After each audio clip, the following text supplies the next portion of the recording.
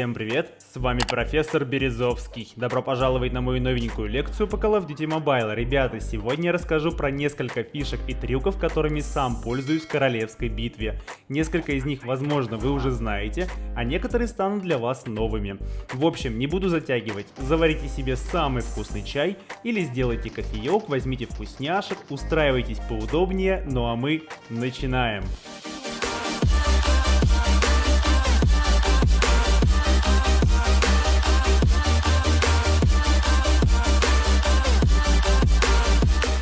Начнем с самого простого. Многие в комментариях под роликами пишут, что монолитный глушитель нужен для того, чтобы скрывать твои выстрелы на карте врага. И причем пишут, что это как для сетевой игры справедливо, так и для королевской битвы. Ребят, для сетевой правда, да, скрывает монолитный глушитель, правда, скрывает на карте врага. Но, ребят, в королевской битве, смотрите, вот это сейчас, да, стреляет у нас без глушителя. Понятно, видно пуля, то есть, ну, вы, я думаю, привыкли, что пуля, значит, что где-то стреляет враг.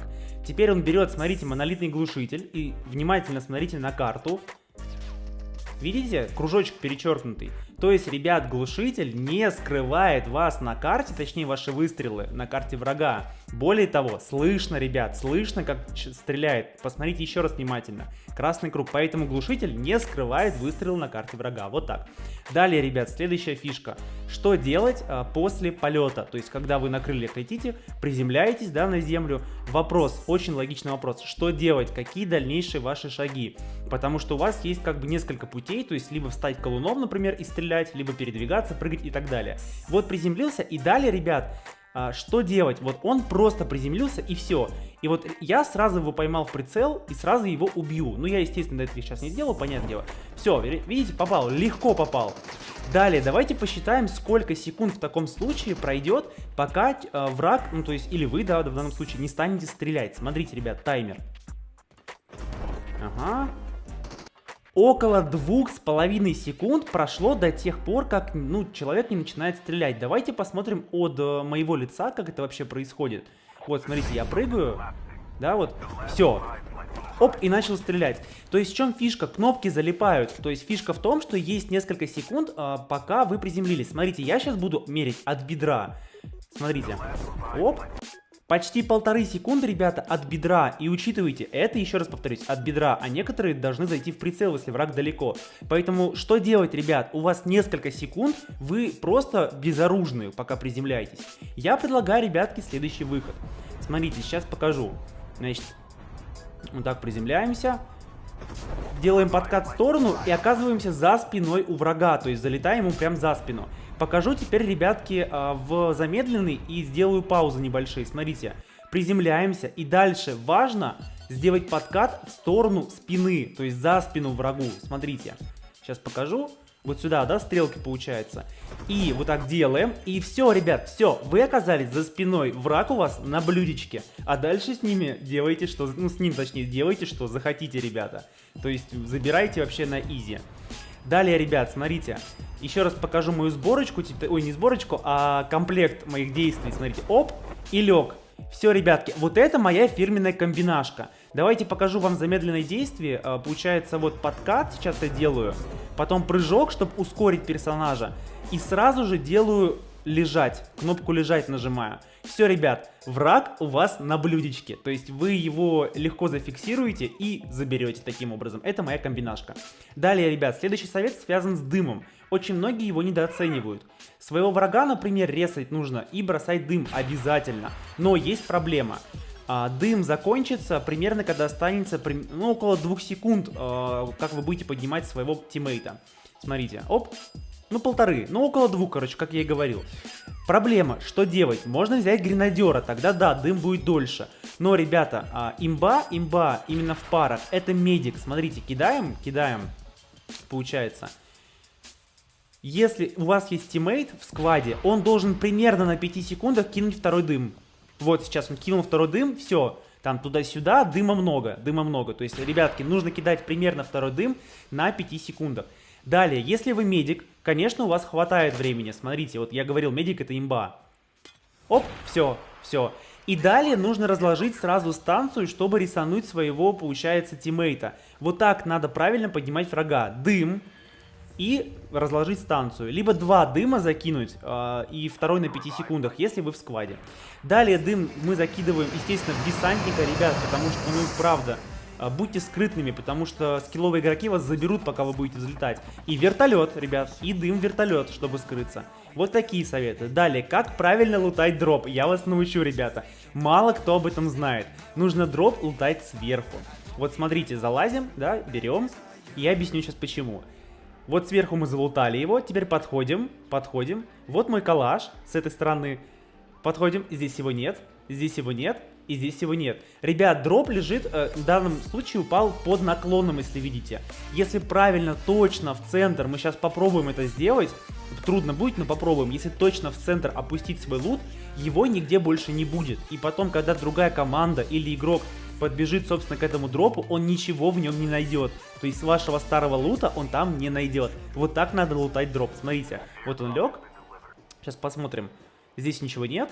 Здесь ничего нет, здесь ничего нет.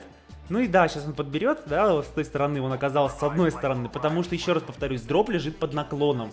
Если на ровной поверхности, то вообще не будет нигде вашего лута старого. Сейчас он еще раз опустит. Попробуем еще раз, смотрите, вот, все, опустил, вроде бы прям в центр, смотрите. Визуально нигде нет, то есть визуально все, он пустой. Теперь смотрим, ничего нет, ничего нет. Ну мой калаш старый лежал, понятно, да? ФХДшка где? Нет, нет, ребят, все.